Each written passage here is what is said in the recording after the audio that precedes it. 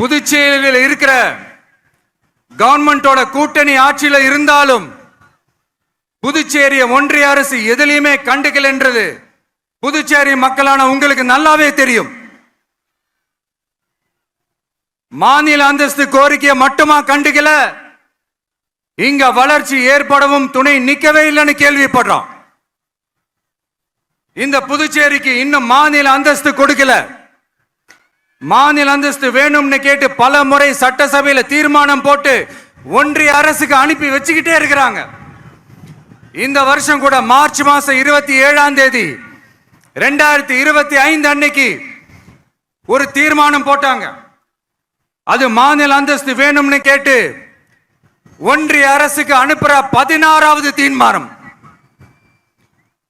புதுச்சேரி காரைக்கால் பகுதிகளில் மூடப்பட்ட 5 மில்கள், பல்வேறு தொழிற்சாலைகளை மீண்டும் திறக்கிறதுக்கு இதுவரைக்கும் ஒரு துரும்ப கூட கிள்ளி போடல. பல்லாயிரக்கணக்கான இளைஞர்களோட வேலை வாய்ப்புக்காக எதையுமே செய்யல.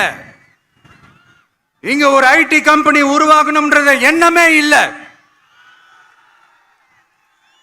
அதை பத்தி யார் பேசினாலும் அது அவங்க காதல விழவே விழல. இங்க ஒரு அமைச்சரை ஊழல் குற்றச்சாட்டுல பதவி விட்டு நீக்கப்பட்டு அந்த இடத்துக்கு இன்னொருத்தரை நியமிச்சு 200 நாள் ஆச்சு. இன்னும் அவருக்கு ஒரு இலாக்காவே தரல. இந்த செயல் சிறுபான்மை மக்களை அவமானப்படுத்துறதுன்னு அந்த மக்களே சொல்றாங்க.